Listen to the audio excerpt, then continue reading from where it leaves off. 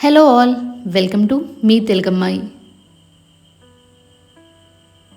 నీకోసం నువ్వు చేసిన పనులు నీతోనే పోతాయి. నువ్వు ఇతరుల కోసం చేసిన పనులు ఈ సృష్టిలో చిరకాలం నీ ఆస్తిగా మిగిలిపోతాయి. శత్రువులు ఎక్కడో ఉండరు, నీ మనసులోనే ఉంటారు. నీవు నీ మనసును గెలిస్తే శత్రువులను గెలిచినట్టే.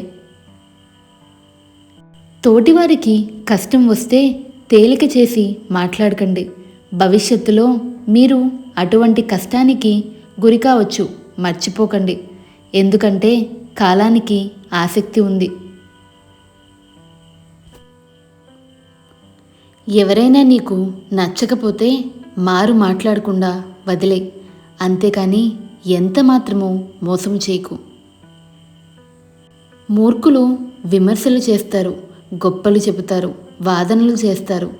ఏ మూర్ఖుడైనా చేసేవి ఇవే. కానీ వాటిని విని క్షమించడానికి మనకు ఎంతో గొప్ప గుణము, మరింత సహనం అవసరం.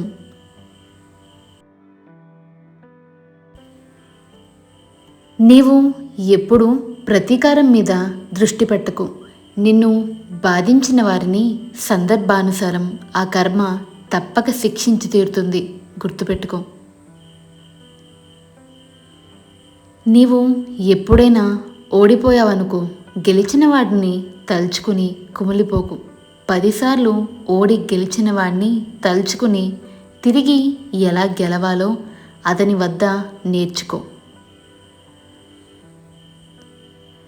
మీకు కుదిరినప్పుడు కాదు, ఎదుటి వాళ్ళకి అవసరమైనప్పుడు చేస్తేనే దానిని సహాయం అంటారు.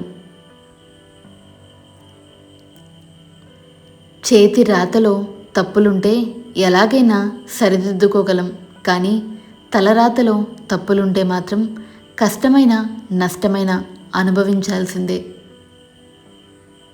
మౌనంగా ఉన్న ప్రతి ఒక్కరూ మనశ్శాంతిగా ఉన్నట్టు కాదు.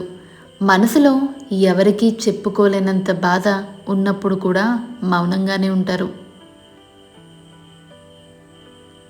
దేనికి భయపడకుండా ముందుకెళ్తూ ఉండండి. పడిపోతే నేర్చుకోండి, ఎదిగితే ఇతరులకు నేర్పించండి.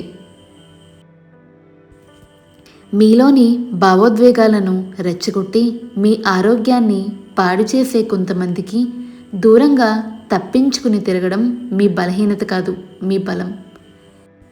నీవు ఆలోచిస్తూ కూర్చుంటే అద్భుతాలు జరగవు, లేచి ఆచరిస్తేనే అద్భుతాలు జరుగుతాయి.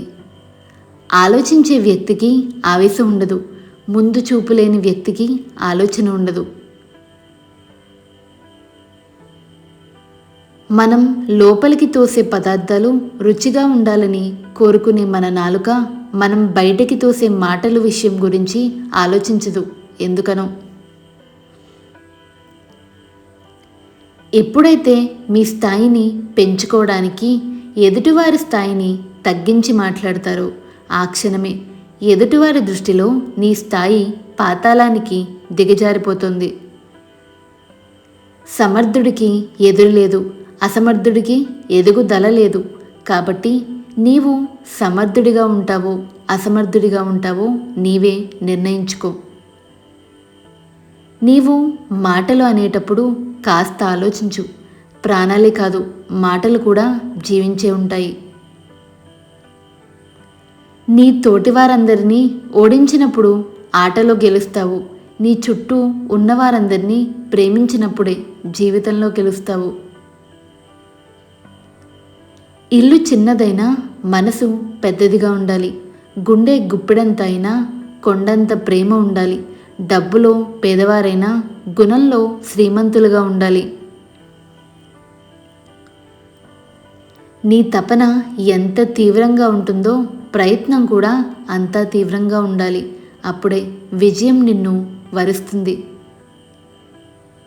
దీపం విలువ చీకట్లోనే తెలుస్తుంది. పైసలు విలువ పేదరికంలో తెలుస్తుంది. స్నేహితుని విలువ ఒంటరితనంలో తెలుస్తుంది. నమ్మిన వాళ్ళని కొట్టడానికి ఏ ఆయుధం అవసరం లేదు. నమ్మకం మీద కొడితే చాలు. సాక్ష్యం లేని గాయం, కనపడని దెబ్బ కొట్టేయచ్చు. ఎదుగుతున్న వాటిని ఎప్పుడూ తొక్కాలనుకోకండి. అది మొక్కైనా లేక మనిషి అయినా సరే. కొంచెం ప్రోత్సహించి చూడండి. ఏదో ఒక రోజు మీకు నీడనిచ్చే స్థాయికి ఎదుగుతుంది. మీరు ఈరోజు ఒకరి పట్ల చూపే నిర్లక్ష్యం రేపు ఇంకొకరి నుంచి మీరు అనుభవిస్తే అర్థమవుతుంది ఎంత బాధగా ఉంటుందో. నీకు సహాయం చేసిన వారిని ఎప్పుడైతే పతనం చేయాలనుకుంటావో అప్పటి నుండి నీ అసలైన పతనం ప్రారంభమవుతోంది. మీకు నిజం తెలుసుకునే అంత ఓపిక లేకపోతే నిందించే హక్కు కూడా మీకు లేనట్టే. ఒక మనిషి చనిపోతే తను వాడిన మంచం, బట్టలు అన్నీ బయటపడేసే జనం అతను సంపాదించిన డబ్బులు, బంగారం బయటపడేయరు. ఎందుకో? నీ పెదవులు అబద్ధం చెప్పవచ్చు, కానీ నీ ప్రవర్తన ఎప్పటికీ అబద్ధం చెప్పదు. ఇలా ఉంటేనే కావాలి అనిపిస్తే దానిని ఇష్టం అంటారు. ఎలా ఉన్నా కావాలి అనిపిస్తే దానిని ప్రేమ అంటారు. కొందరు వ్యక్తులు వాళ్ళకి వచ్చిన కష్టాలు గట్టిగా అరిచి చెప్పలేరు. నవ్వుతూనో నటిస్తూనో తోసుకుంటూ వెళ్ళిపోతారు. అవసరం ఉన్నంతవరకే మర్యాదలు, ఎదురు ప్రశ్న వేయనంతవరకే గౌరవాలు, అవసరం తీరిపోయాక అవమానాలు, అవహేళనలు, ఎదురు ప్రశ్న వేస్తే మన గుండెకు ఎదురు దెబ్బలు. ఇదే లోకం తీరు. అదృష్టం అనేది వర్షపు నీళ్ళ లాంటిది. శ్రమ అనేది బావిలో నీళ్ళ లాంటిది. రోజు స్నానం చేయాలంటే బావినే నమ్ముకోవాలి, కానీ ఎప్పుడో కురిసే వర్షాన్ని కాదు.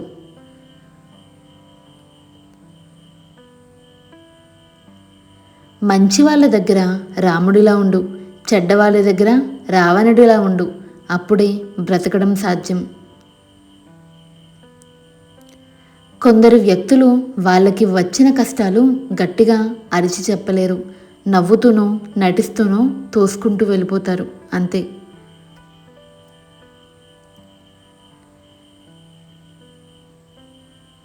నీ వలన ఒకరు సంతోషంగా ఉన్నారంటే అది నీ వ్యక్తిత్వం.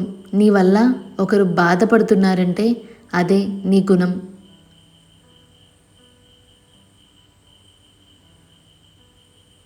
అపార్థం చేసుకోవడానికి అరక్షణం సరిపోతుంది, కానీ అది అబద్ధం అని తెలిసినప్పుడు క్షమించడానికి లైఫ్ టైం సరిపోదు. కఠినంగా మారకపోతే సమాజం తొక్కేస్తుంది. మన ప్రేమని ఎప్పటికీ అర్థం చేసుకోలేని వాళ్ళనే మనం ఎక్కువగా ప్రేమిస్తాం. వాళ్ళు మనతో మాట్లాడితే చాలు అనుకుంటాం, కానీ వాళ్లకు మనతో మాట్లాడే టైం కూడా లేదని, వేరే వాళ్ళతో వాళ్ళు బిజీగా ఉన్నారని అర్థం చేసుకోలేము. ఎవరు ఏం చెప్పినా విను, కానీ నీ అంతరాత్మ ఏం చెప్తుందో అది మాత్రమే చెయ్యి. ఎందుకంటే మనస్సాక్షిని మించిన గురువు ఎవ్వరూ లేరు. నీకు ఎవరైనా ఇష్టం లేకుంటే దూరంగా ఉండు, కానీ ద్రోహం చేయాలని చూడకు. ఎప్పుడైతే నువ్వు వారికి ద్రోహం చేయాలి అనుకుంటావో నీకు తిరిగి అదే వస్తుంది. ఈ కొటేషన్స్ కనుక మీకు నచ్చినట్టయితే please do like, share and subscribe to మీ తెలుగమ్మాయి. Do comment your feedback. Thank you for watching the video.